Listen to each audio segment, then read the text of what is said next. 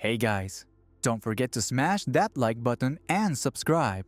We've got some creepy Reddit stories coming up, so let's dive right in. Hi everyone, I'm Liv, 20, and I had a bad experience a few years ago. I must have been around 12 or 13. I had just moved to a new region in the middle of my first year of middle school, 6th grade, so I was starting at a new school. I was a bit emo, still in the closet, and I didn't make many friends, especially since I'd moved to a rather conservative area where being different wasn't very accepted. I was also very shy. After a few weeks, I noticed an older boy, also emo, who seemed to have noticed me too. I developed a small crush, but I was far too shy to talk to him. I think I only spoke to him once or twice, very briefly. One day during the school holidays, I got a call from a blocked number. I used to answer those calls because a relative of mine always called with their number hidden. Thinking it was them, I picked up, but it was the boy from my school. Of course, I asked how he got my number, and he said a friend of mine gave it to him. He knew a lot of personal details about me, even where I lived. I hung up immediately.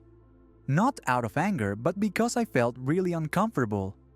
He called again, but I didn't answer. When school started again, I began to see him everywhere, much more often than before.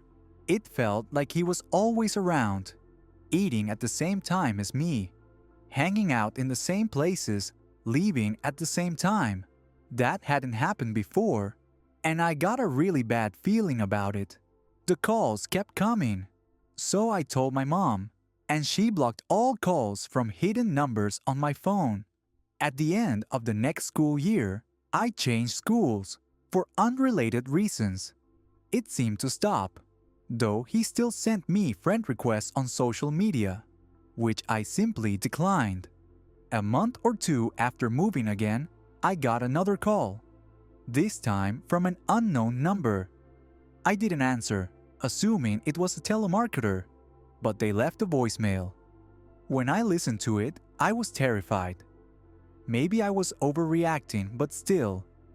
There was a high-pitched, distorted beep. Then silence. You could hear footsteps on the street, rain falling, and cars passing by. The creepiest part? It was raining that day, and my house was right next to a busy road. I even recognized the same car horn I'd heard a few minutes earlier. I immediately thought of that boy, but maybe it was unrelated. I still don't know. After that, everything stopped. I moved again, and I'd pretty much forgotten about it until recently. It's not the scariest thing that's ever happened to me, but it's probably the one that left the deepest mark at the time. My name is Roman. I'm 16 years old. And the story I'm going to tell happened last year, so I was 15 at the time. It was summer and it was very, very hot. It's 3 a.m. when I hear the sliding glass door open. I don't panic too much because I tell myself that it might be my mother, who usually sleeps upstairs, coming to sleep in the living room, which she often does when it's too hot. So I think that if she's too hot, she came to open the doors. You should know that my parents' bedroom is right above the living room. The living room leads to the kitchen and the dining room, followed by a very long hallway with, on one side, a large closet with mirrored panels, and on the other, 4 sliding glass doors. Then my 2 brothers' rooms, who luckily were both sleeping over at friends' houses that night. I go back to watching my movie on my computer when I hear heavy footsteps, as if the person were very heavy or wearing big shoes, like work boots. At that moment, there's no more doubt. It can't be my mother. To be cautious, I quietly crack open my bedroom door. That's when I see, in the reflection of the mirror, 2 men standing with their backs to me at the end of the hallway. I panic. Then an idea comes to me. I lock my door. I open my shutters, Hoping there isn't a third man keeping watch in the yard, I open my window, ready to jump, when I hear the sliding glass door open or close again. I'm not even sure. I panic at the thought of jumping and getting caught right away. I look for a hiding place in my room. Then I remember a spot where I used to hide when playing hide and seek with my brothers. I look at my bed and without hesitation, I lift the mattress, then the slats, without making a sound, and slide underneath. It turns out that my bed is a storage bed, with one side full of my old toys and notebooks, and the other side empty, just my hiding spot. Once I'm lying down very quietly, I lower the slats and mattress back into place, then try to calm myself. I quickly grab my phone, which I hadn't let go of since the beginning just in case. I start typing the police number, but right then I hear one of the men trying to open my first brother's bedroom door. Of course, finding nothing. Then my second brother's. He then tries the bathroom and the toilet, and finally my bedroom door, but it's locked. He calls the other guy, and together they force the door. And unsurprisingly, they manage to break the lock and enter. My heart is racing way too fast, and I have only one fear: that they'll figure out my bed is a storage bed and find me. The two men are in my room. One looks at the window and assumes I went out that way. He calls out to the other man, who says, "Damn, she went out." Then I hear them both jump out the window and start running, probably to try to catch me. I don't move. I'm petrified, in shock. Then I hear a car start, and I'm frozen. A few seconds later, I regain my senses and call the police. They tell me not to move and that they're sending a patrol. At that moment, my feelings are mixed between relief and the fear that they might come back. The police arrive, and it's only then that my parents wake up, extremely worried and totally confused. The police quickly explain what happened, then ask my parents which door is mine. They enter, open my bed, and tell me it's okay, that I can come out, there's no more danger.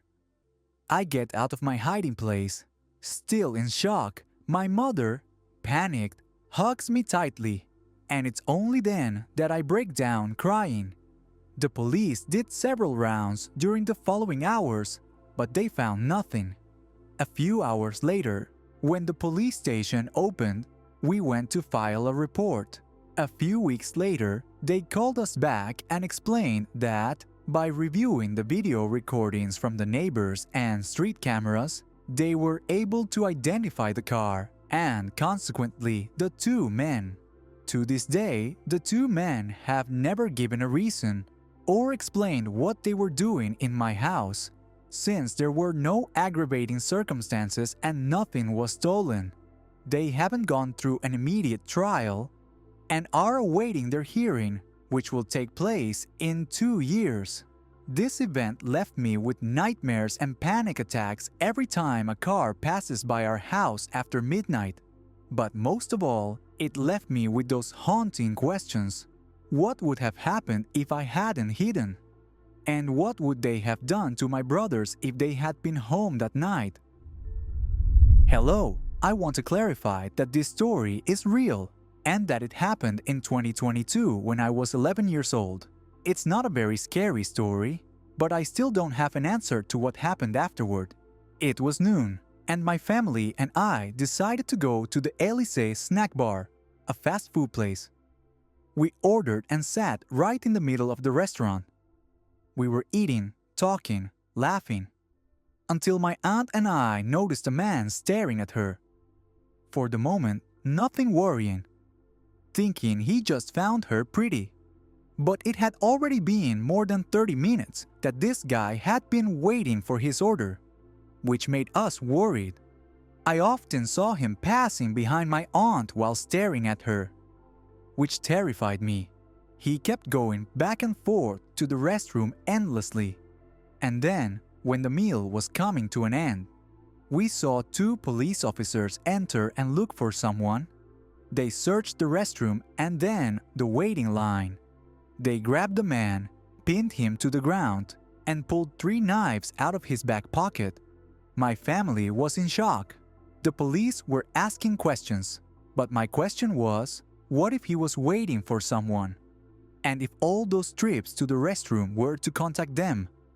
I never got an answer, and I think I never will. Here's my rather short story, but one that left a strong mark on my family. I'm going to tell you a story that happened to us a few months ago. My name is Arcela. I'm 22 years old, and I live with my parents and my brother, Elia. Before I start, I'll explain a bit about our building and our apartment. The main entrance is a large, black metal door that opens with a code. Then there's a second door, white this time, that leads inside. Between these 2 doors are the mailboxes and intercoms for each apartment.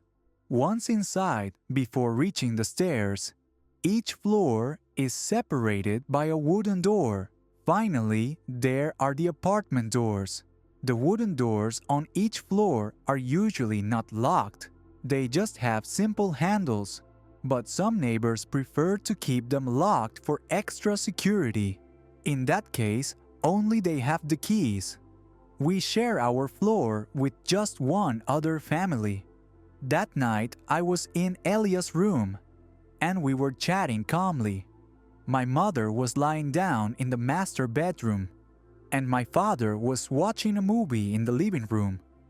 Around 12:35 a.m., my father walked past our room. We thought he had just fallen asleep and was going to bed with my mother. He looked half asleep, so we said, "Good night, Dad," and kept talking. But instead of going to bed, he came to sit next to us and, looking a bit uneasy, asked if we had heard a noise. Elia, who has very sharp hearing, asked if it was knocking. My father nodded and said he thought it was just coming from the TV, and that's when he told us what had happened. While he was dozing on the couch, he had heard knocking coming from outside. Curious, he looked out the window and saw a woman knocking on the big black door, the one with the code panel. Still half asleep, he thought maybe she was a guest of a neighbor who didn't have the code. That happens sometimes. So he went down to the white door and asked her, "Who should I ring for?" The woman simply replied, "Come, come." Intrigued, my father slightly opened the black door and asked who she was going to see. She replied, "I'm going to the man whose door is closed." Then he thought maybe she was talking about one of the 2 families who keep their wooden door locked. He asked her for more details and she added, "The one with the girl. The problem is, in the building, there's no one who lives with just a girl. There's me, but in the other family on our floor, they have 3 boys and 1 girl." My father found it strange. He closed the door and told her he would check. He went back upstairs to tell us this. We thought he was just watching a movie, but in reality he had fallen asleep for 2 hours on the couch. He hadn't realized it was already that late. And you should know that our residence is very quiet, with no shops or stores around, and the street is completely empty at night.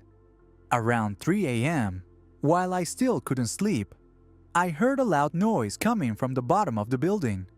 The next day, a neighbor asked my father if he had heard it, and we assumed it was just someone coming home late.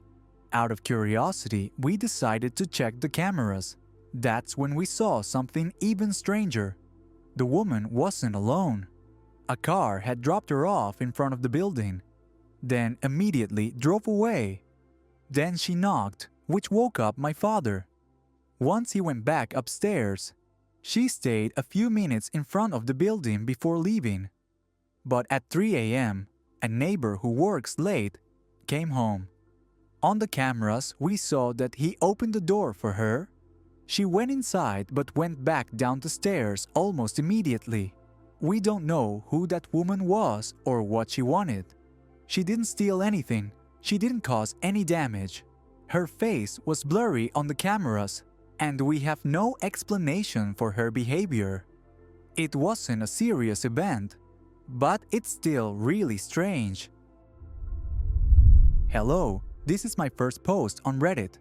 I prefer to stay anonymous. Call me Lucas. My cousins' names are Camille, 22, Sarah, 19, and Elodie, 16. Those are fake names. It happened a few months ago.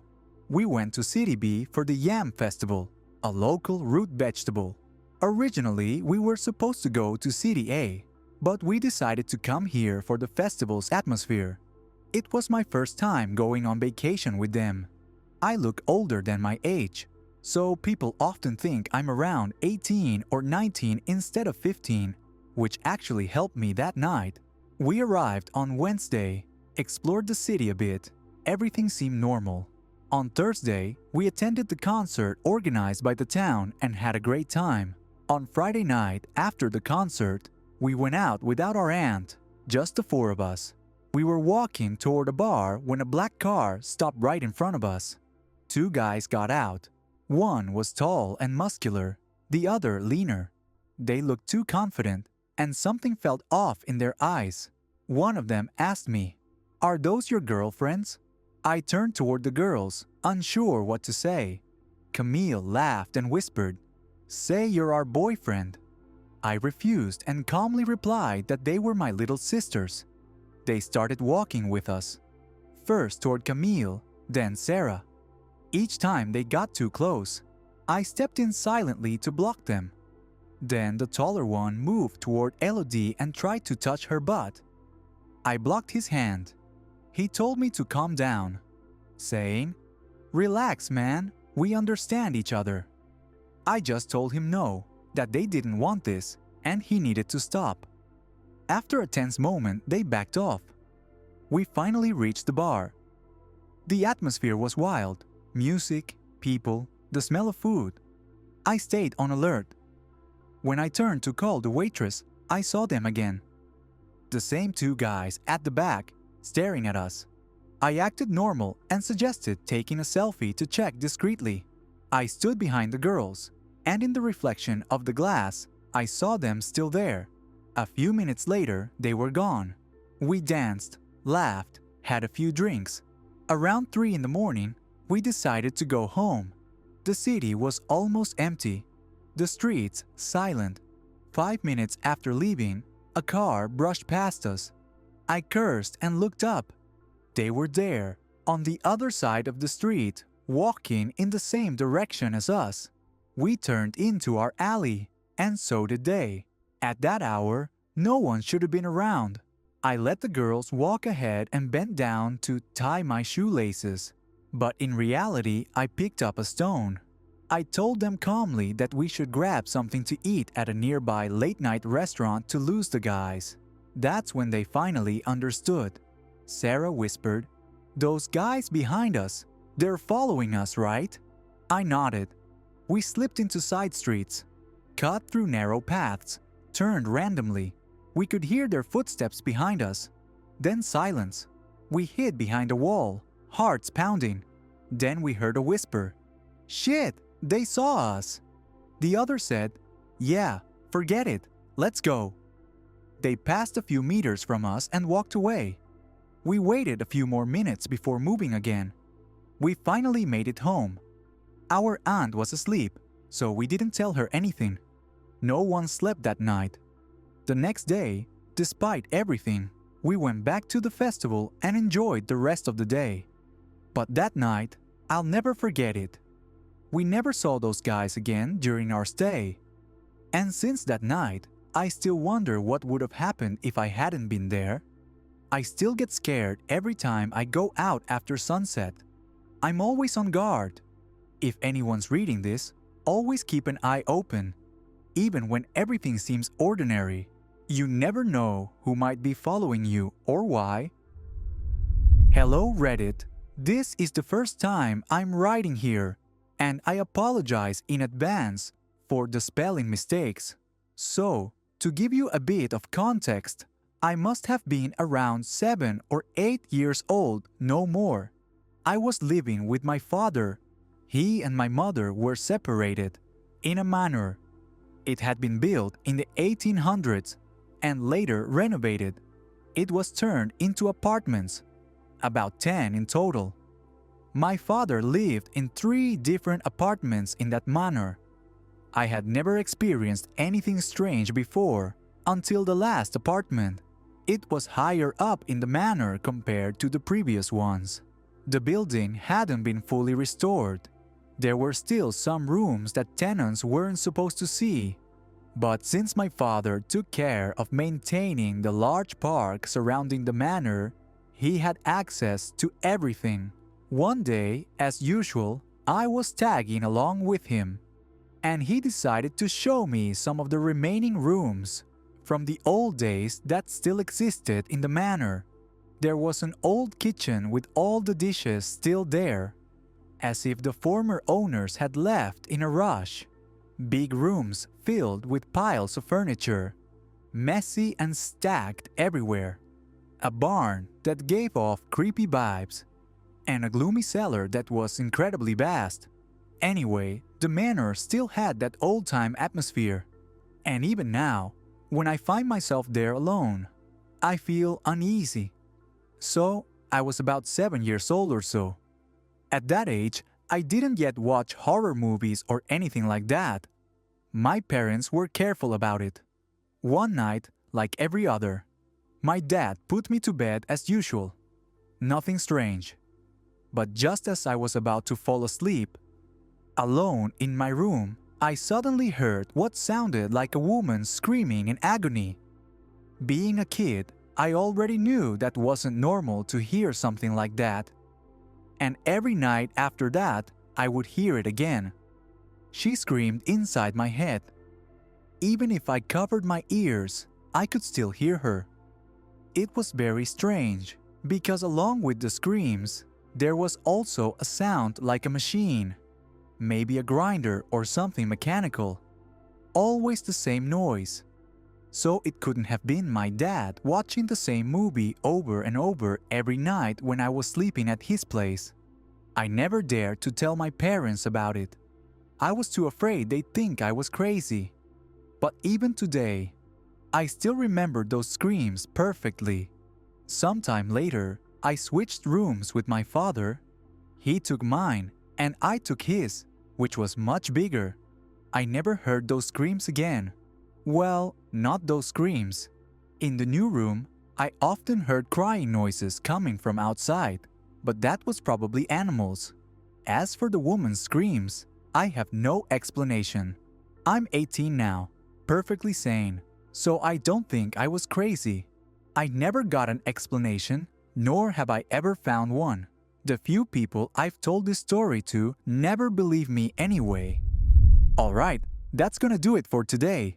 If you enjoyed the video, make sure to drop a like, subscribe to the channel, and hit that bell so you don't miss the next one. See you soon. Bye.